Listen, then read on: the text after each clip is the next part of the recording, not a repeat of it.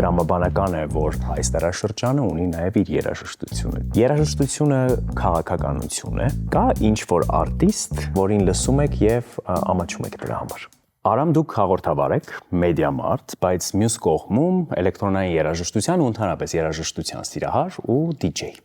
Դե, կարելի ասել, նախկինում մեծ մասամբ, թեպետ հիմա էլ ժամանակ առ ժամանակ ինձ ուրախացնում եմ նման հաճույքով։ DJ-ինգը ձեզ համար հաճույք է։ Հա, իհարկե։ Ներկայումս հա դրան նայել որպես աշխատանք հաստատ չի ստացվի ներկայումս։ Թեպետ ժամանակին դա եղել է գործունեության անբաժան մասը։ Ընդհանրապես երաժշտություն սիրելը ինձ համար շատ կարելի ասել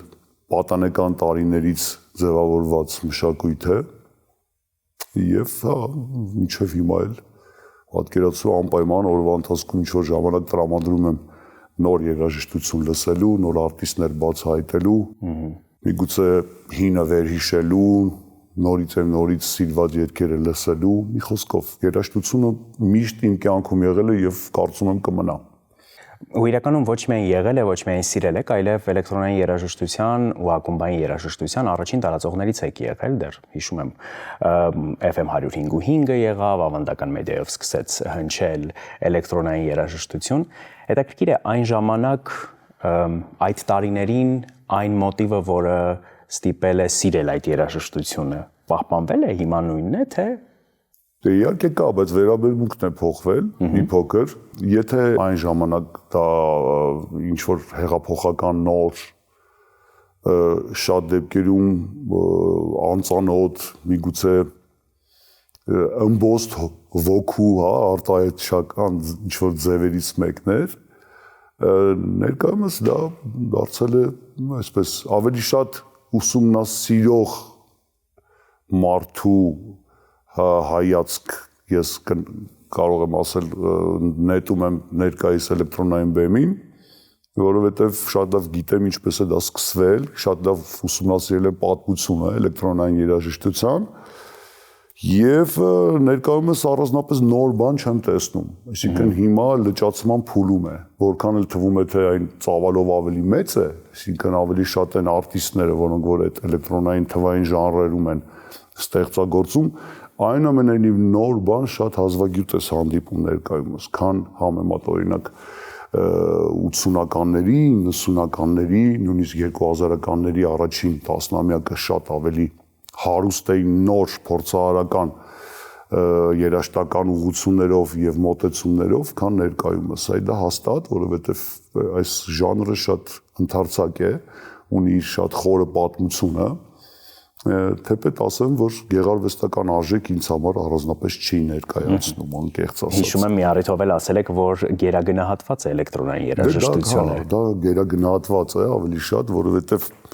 ես այնուամենայնիվ կողմնակից եմ կենթանի արտիստների կատարողական վարպետության արտահայտչական ձևերի, քան օրինակ, չգիտեմ, սինթեզատորով կամ թվային գործիքներով գեներացված ձայների համադրությունը։ Բայց ինչի մասին է այս երաժշտությունը, այդ կրկնվող ռիթմերը, չգիտեմ, լուպային տրամադրությունը, ինչի մասին է այս երաժշտությունը կամ ինչի համար։ Համլետ, ես ուղղակի եթե քեզ հետաքրքիր է մի քանի շրջադարձային բան պատմեմ կապված էլեկտրոնային երաժշտության հետ։ Նախ, դե միջև մենք գիտենք ժող գործիքներ, չէ, տարբեր ազգերին պատկանող նվագարաններ, կան դասական, երաժշտական, օրկեստրային գործիքներ, լարային, փողային, կսմիթավոր նույնիսկ եւ այլն, բայց ինչ վերաբերվում է էլեկտրոնային երաժշտությունը 60-ականների վերջում, երբ որ ստեղծվեց սինթեզատորը, Moog ընկերությունը ստեղծեց այդ հրաշալի սարքը, որը որ հնարավորություն տվեց ավանդական, արդեն չգիտեմ, ձևավորված կարելի ասել երաժշտական ժանրերին նոր արտահայտչական ձևեր փնտրել, այսինքն սինթեզել օրինակ ֆանկ երաժշտությունը, սոուլ երաժշտությունը էլեկտրոնային հնչյունների հետ, առաջին պիոներներից օրինակ ասեմ Stevie Wonder-ը չէր լինի Stevie Wonder, եթե իր առաջին մեծ հոնորարի զգալի մասը չտար եւ չգներ առաջին էքսպերիմենտալ սինթեզատորը եւ չսկսեր փորձեր անել սևական երաժշտության եւ էլեկտրոնային հնչյունների եւ արդյունքում մենք ունենք մի մեծ համաստեղություն արտիստների, որոնք որ կարելի ասել դրանից սկիզբ վերցրեցին եւ իրենց ճանապարհը հարթեցին։ Զուգահեռաբար Ամերիկայի Միացյալ Նահանգներում իր ճանապարհը գտավ էլեկտրոնային երաժշտության զարգացումը, Եվրոպայում լրիվ ուրիշ Kraftwerk գերմանական կոլեկտիվ կա 73 թվականին տեխնո էին նվագում, կենթանի երաժշտական գործիքներով եւ սինթեզատորներով նվագում էին այդ մեծ ծանոթ տեխնո երաժշտությունը, որը որ ներկայումս երիտասարդների շատերը սիրում են, այդ party-ներին են, չէ, ասենք հավաքվում, ռեյվեր են անում եւ այլն։ Ինչ վերաբերում է կոտրտված ռիթմով էլեկտրոնային երաժշտությանը, սա էլ հետաքրքիր պատմություն ունի։ Իշխանությունները Մեծ Բրիտանիայում հասկացան, որ երիտասարդները հավաքվում են քաղաքից դուրս, չգիտեմ, չգործածվող գործարանային տարածքներում, հսկայական, եւ այդ կրկնվող ռիթմիկ կառուցվածքով երաժշտության ներքո թռչկոտում են, ալկոհol են օգտագործում, մի խոսքով ռեյվեր են անում, դե ծնողները բողոքում էին եւ որպեսզի ինչ որ ձևով կարողանային դեմ առնել այս մշակույթի, սահմանեցին հետեւյալը, որ կրկնվող երաժշտական կառուցվածքով, իսկ ռիթմիկ նման ինչ որ կառուցվածքով երաժշտությունը արգելվում է։ Զանգվածաբար, զանգվածային, ասենք, օգտագործումը դրա կամ հնչեցումը եւ պատկերացրու արտիստները այստեղ էլ ելք գտան, որպեսզի օրենքը չխախտեն, սկսեցին կոտրատել ռիթմը։ Այդպես ստեղծվեց break beat-ը, չգիտեմ, big beat-ը, ու էլի ասենք շատ, ասենք հայտնի երաժշտական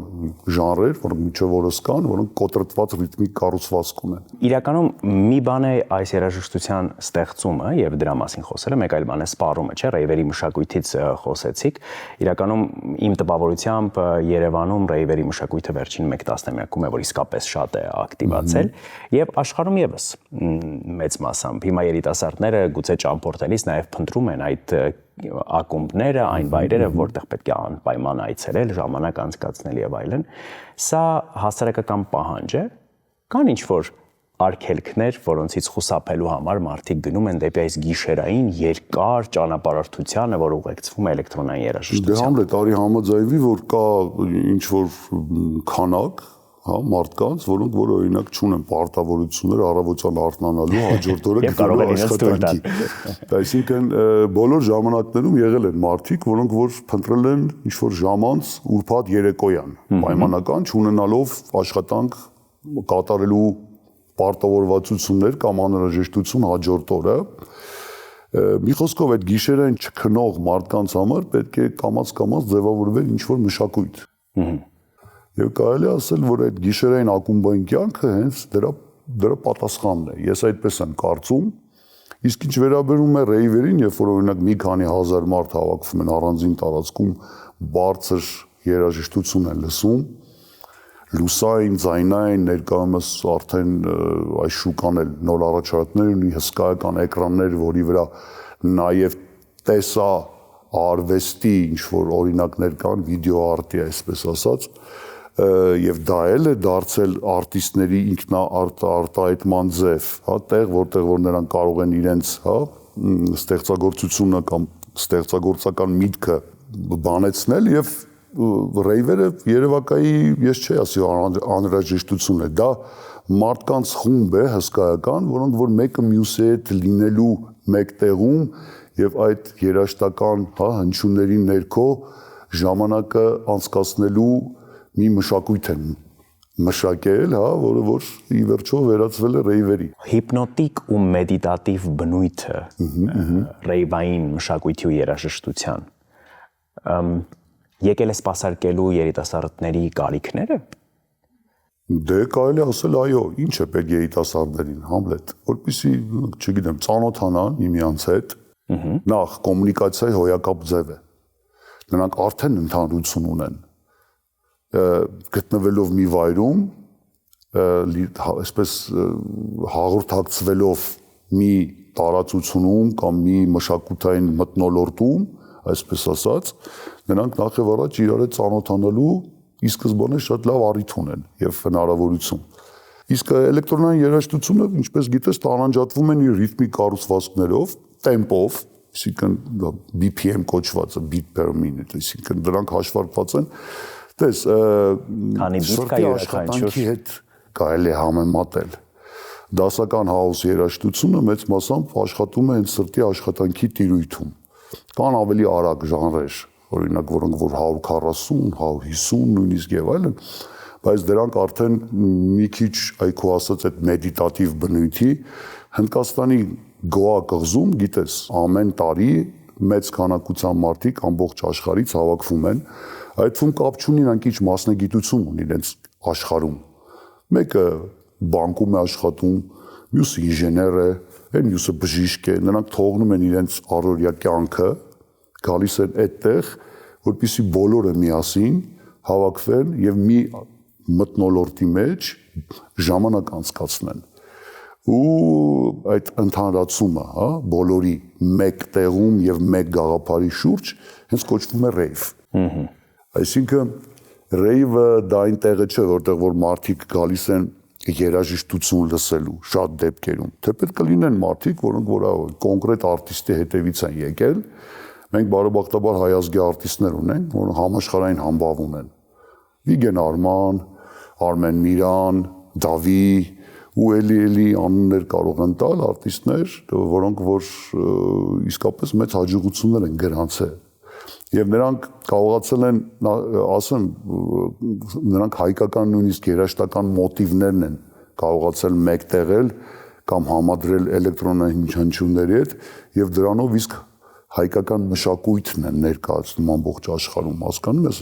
Կան մարդիկ, որոնք որ կոնկրետ այդ արտիստների հետևից են գնում։ Օրինակ, չգիտեմ, գիտեն, որ ելույթ ունի պարմանական եվրոպական այսինչ քաղաքում, տոմս են գնում են նրա երաժշտությունը լսելու։ Եվ իրականում մենք թվային դարաշրջանում ենք ապրում ու երևի թե տրամաբանական է, որ այս դարաշրջանը ունի նաև իր երաժշտությունը, չէ՞։ Իսկ կա երաժշտություն, որը ավելի լավ է մեր մենթալ առողջության, մեր ինքներս մեր մասին ընկալումների, մեր զարգացվածության համար։ Տես, ոչ ոք կասկածի տակ չի դնում Բախի կամ Բեթհովենի, չէ՞, Բեթհովենի երաժշտությունը։ Ոչ ոք։ Մենք ընդունել ենք դա որպես, ասենք, հարմոնիայի խորհրդանիշներ, որոնք իրենց կենսունակությունը կամ այժմեական լինելը բոլոր ժամանակներում ապացուցել են։ Օրինակ, տես հիմա շատ են AI գեներատորներ, չէ՞, այսինքն AI արհեստական բանականության համակարգեր,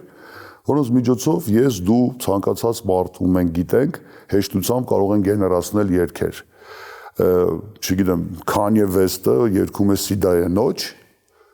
ու հիթշիքերտների առաջին տեղում է։ Հիմա արի հասկանանք, այս երգի գեղարվեստական արժեքը ինչումն է։ Այսինքն արհեստական բանականությունը դա համակարգ է, որը ուսուցման process է անցել, այսինքն վարժեցվել է դասականներից միջև ներկայումս հայտնի բոլոր երաժշտական նյութերի վրա, ընդ որում դա էլ ասենք, այս բազմաթիվ դատական process-ների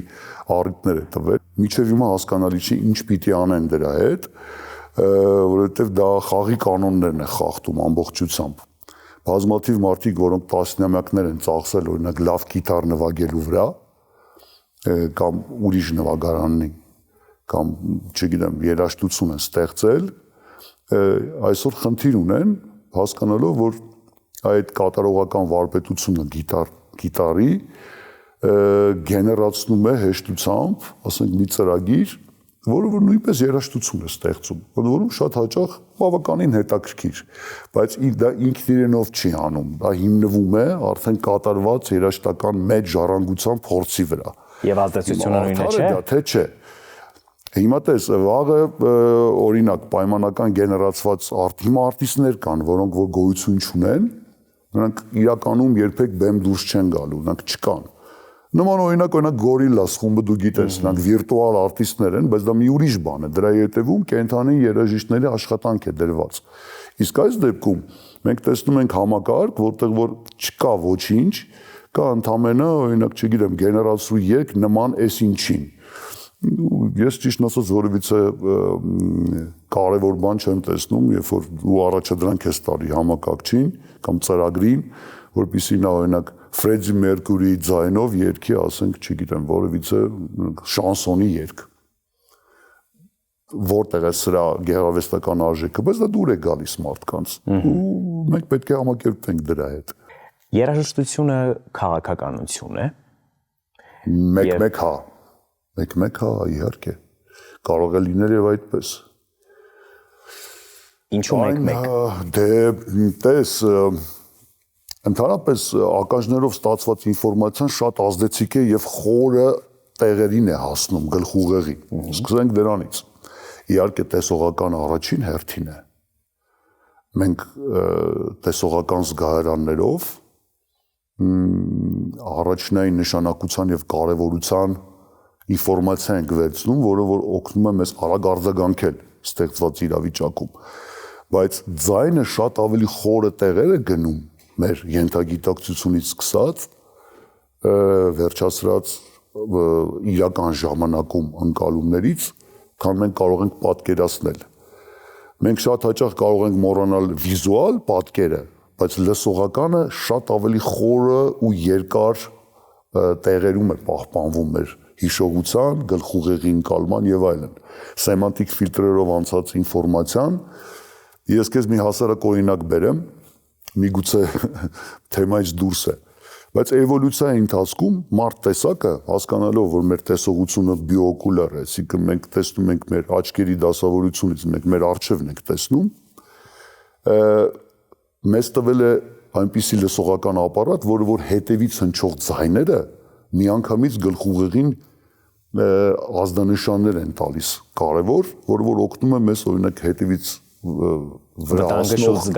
վրա հասնող վտանգին արագ արձագանքել։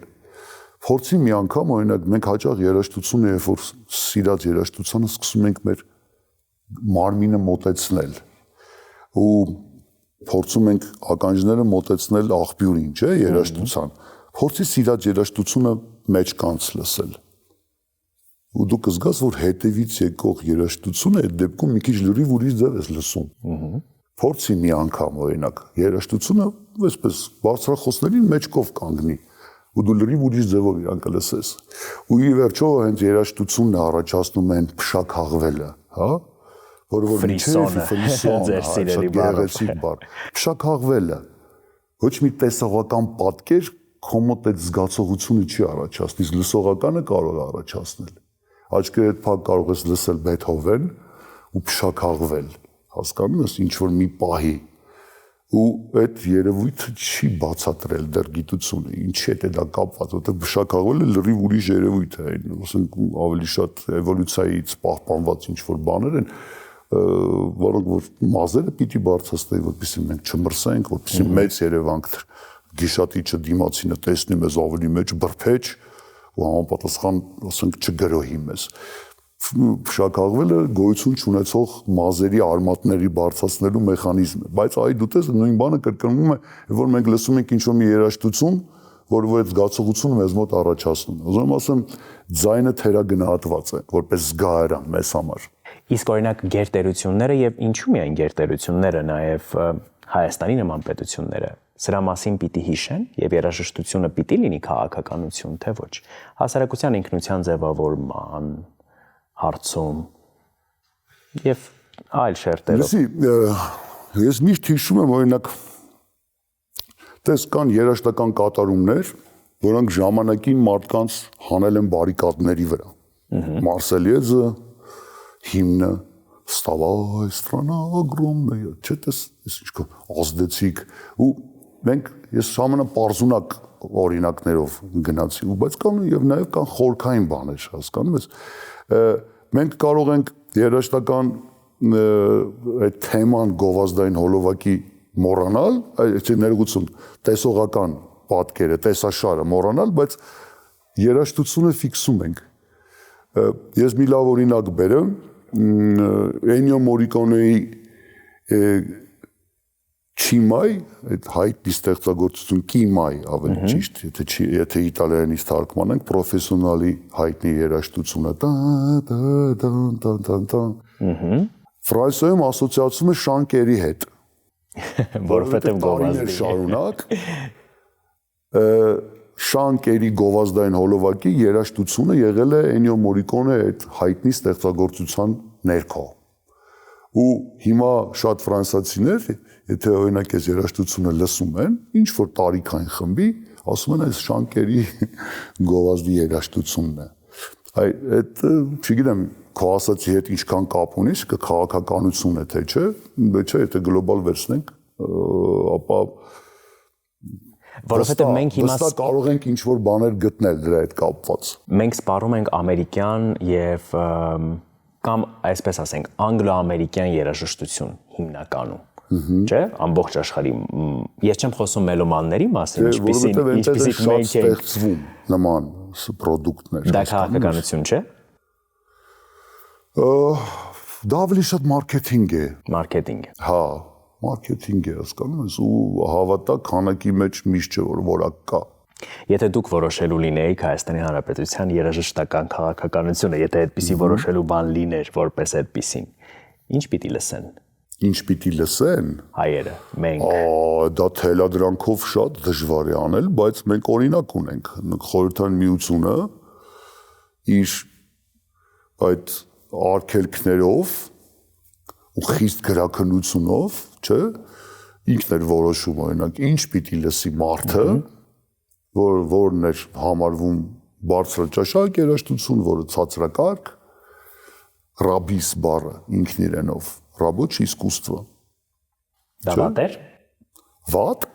չէ, իհարկե, դա թելադրանք էր։ Դժվար է ասենք օրինակ հաստոցի մոտ աշխատող մարդուն, որ առանձնապես տեղակել չէ օրինակ ինչ է ֆրիսոնը, հա, կամ չի խորանում, ասենք երաժշտական կառուցվածքների մեջ սոլֆեջոյի եւ այլն, նա ուզում է լսել պարզ երաժշտություն, պարզ տեքստերով, յարս ես քեզ սիրում եմ եւ այլն, պարզունակ, ինչ որ մտքեր եւ այլն, եւ այդ երաժշտությունը դուր է գալիս իրեն։ Հիմա ասել, որ արի դու չէ, արի դու սա մի լսի, արի դու լսի այնք խորը, կոմպոզիցիոն ճիշտ կառուցված, այդ մեղեդայնությամբ կամ հարմոնիայով, ասենք, կառուցված երաժշտություն եւ սա լավ է, բայց տես օրինակ բոլոր ժամանակներում սիմֆոնիկ երաժշտությունը կամ օպերան կամ բալետը, հա, չկորցրեցին իրենց արժեքը։ Նրանք մնացին որպես բարձր արվեստի սիմվոլներ։ Ոչ ոք կասկածի տակ չի դնում դրա որակը, բայց մենք կարող ենք կասկածի տակ դնել, օրինակ, չգիտեմ, ինչ որ բնատուր լավ երգեցողությամբ օժտված կամ կատարողական վարպետությամբ օժտված մարդու,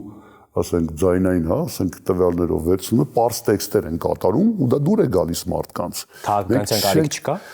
Այսինքն սահմանափակել է ցանկությունը, դե չգիտեմ, մեր ժամանակներում երևի դա արդեն դժվար կլինի։ Դա մի քիչ հիմնարար օրենքներին է խանգարում։ Մարդ կա մարդու ազատ ընտրության։ Մենք երկար ճանապարհ ենք անցել, որպեսզի մարդու ազատ ընտրությունը փառաբանենք եւ մեծարենք այնքան, ինչքան ներկայումս կա ամբողջ աշխարհում, բայց միշտ կլինեն այն եզակի մարդիկ, որոնք որ այդ աղմուկի մեջ, համատը ձայների աղմուկի, այդ ձայներ եմ ասում, օրինակ հաճախ դա երաժշտություն չէ, դա ձայների ուղղակի մի կույտ է, որը որ մարդիկ համարում են երաժշտություն, միշտ կլինեն մարդիկ, որոնք այդ աղմուկի մեջ օրինաչափություններ կփնտրեն, կփորձեն դա ավելի լավը դարձնել, դրանից կզտեն լավը, դու պատկերացնում ես Կոմիտասի կատարված աշխատանքի կարևորությունն ու ծավալը։ Ինչ լավ է, որ մենք ունենք Կոմիտաս, հասկանում ես, հակառակ դեպքում դժվար կլիներ տարանջատել, չգիտեմ, տարածաշրջանի երկրների երաժշտությունը եւ զտել զուտ հայկականը։ Շնորհիվ այդ մի մարդու աշխատանքի եւ ոչ միայն նրա էլի հոյակապ, ասենք, երաժշտասեր կամ երաժշտական մտածողություն ունեցող մարդկանց, հայրենասեր մարդկանց, մենք այսօր ունենք հայկականը։ Հասկանում ես, կա չէ հայկական լադ, հայկական հարմոնիա, մենք շատ միանգամից տարանջատում ենք, օրինակ ականջին շատ բան լսած, երաժշտություն լսած կամ երաժշտական կրթություն կամ փորձառություններով անցած մարդիկ միանգամից տարանջատում են հայկականը, ասում են այս հայկական է, այս հայկական չէ, բայց շատ մարդկանց համար դե երաժշտություն է էլի, ուրախ է էլի, Ուտում խմում ենք, երաժշտություն ենք լսում, անցնում գնում է։ Հասկանում ես, դու չես կարող արգելել նրանց վայելել այդ հաճույքը, սովորեն, բայց միևնույն ժամանակ պետք է նայել ցույց տաս, ասես այդպես սենց բանել կա։ Միգուցե ինքը իր մեջ գտնի այդ ճանապարհը դեպի լավը, բայց արգելքներով ասել նո, այդ դու շատ վատ երաժշտություն ես լսում, դա ավելի վատ։ Այսինքն մենք դրանով, մենք փորձում ենք դրա մեջ այդ համեմատության մեջ մեզ ավելի լավ լույսի ներքո ներկայացնել, հասկանում ես, բայց դա սխալ է, ինձ թվում է։ Այո, եւ ի վերջո բոլոր մեծ փոփոխությունները անուղղակիորեն են կատարվում։ Եվ վերջում կա ինչ որ արտիստ կամ գուցե երգ, որը կամ որին լսում եք եւ ամաչում եք դրա համար։ Դրա համար, որ լսում եմ ու ամաչում եմ, կամ կամաչեք խոստովանել, որ լսում եք այդ արտիստին։ Ես օրինակ նման զգացողություն երբեք չեմ ունենում։ Գիտես, կան օրինակ կատարողներ, որոնց միջև հիմա լսում եմ, օրինակ, նրանք, չգիտեմ, 80-ականների երաժիշտներ են, որոնց երաժշտությունը շատ պարզունակ է հիմա թվում։ Պես պարզ ակորդների վրա կառուցած երաժշտություն է, բայց դրա հետ ինձ մոտ այդ երաժշտության հետ կապված ինձ մոտ այնպիսի հիշողություններ կան, կամ այնպիսի զգացողություններ են արտնացնում նման, ասենք, երգերը լսելը, որոնք կապված են իմ մանկության, պատանեկության, ինչ որ ռոմանտիկ, երևույթների հետ իմ կյանքում եւ այլն, որոնք որ հիմա օրինակ եթե ես միացնեմ մեր երիտասարդներին կամ թեկուզ իմ երաժշտասեր ընկերներին, ասեմ օրինակ, այսա ինչ ես մտածում սրա մասին, կասեմ դե լավ չախոն, ես ինչ ես միացրել։ Օրինակ դու կարող ես սա լսել, էլի։ Օրինակ դրանք հիմնականում եվրոպոպի, ասենք, չգիտեմ, իտալո դիսկոյի եւ այլն նման ժանրերի, այդ պարզ ժամանակաշրջանի մոդեռ թոքինգային, ասենք, տարիների եւ դրանից մի քիչ ավելի վաղ ժամանակների կատարումներ են, որոնք ես ժամանակ առ ժամանակ միացնում եմ, Ալֆավիլ եւ այլն, խմբեր կան, որոնք որ չգիտեմ, իմ առաջին լուրջ գիտակից երաժշտական ընկալումների հետ են կապված, որոնք որ ներկայումս պարզունակ են թվում ու շատ հաճախ ծիծաղ են առաջացնում երաժշտասերների մոտ։ Դա, չգիտեմ, ամոթ չէ, ավելի շատ նրանք ինձ հետ չեն կիսի կյանքում այդ հրճվանքը, որովհետև նրանց մոտ լրիվ ուրիշ երաժշտության հետ են այդ ասոցիացիաները, հասկանում ես, որոնք որ ես թվարկեցի։ Դե բայց հետաքրքիր է, որ ձեր դեպքում միևնույն է այն ինչը որ դուք համարում եք ցածրարժեք ավելի շատ, եթե ասենք միևնույն է ավելի բարձրարժեք է, քան այն ինչ կարող էինք լսել որպես պատասխան։ Վստահաբար։ Միգուցե ես հիմա չեմ ուզում անուններ տալ, որովհետև նրանք մեկը չեն, երկուսը չեն, նրանք տասնյակ արտիստներ են, որոնք ժամանակ առ ժամանակ չգիտեմ ինչ առիթով օրինակ հիշում եմ կամ ինչ որ միտեղ հնչում է այդ երգը, վայ, ասում եմ, տենց դնում եմ ականջակալները միացնում եմ, լսում եմ ու դեմքիս այսպես մի տեսակ մի քիչ ավելի հիմար ժպիտ է գալիս ու մտքով տանում է ինչ որ միտեղ շատ հեռու իմ կյանքի ավելի վաղ շրջաններ, որտեղ որ ես ինչ որ բաներ եմ վերապրում, վերհիշում, հասկանում ես, որոնք որ ես չեմ կարող բացատրել մարդկանց։ Դրանք շատ անձնական ինչ որ սիմվոլիզմների հետ կապված, իրադարձությունների հետ կապված ընկալումներ են, որոնք շատ ինն են, հասկանում ես, ու ամեն մարդ ունի նման մի բան, հասկանում ես, բայց միևնույն ժամանակ օրինակ խորը երաժշտություն սիրող կամ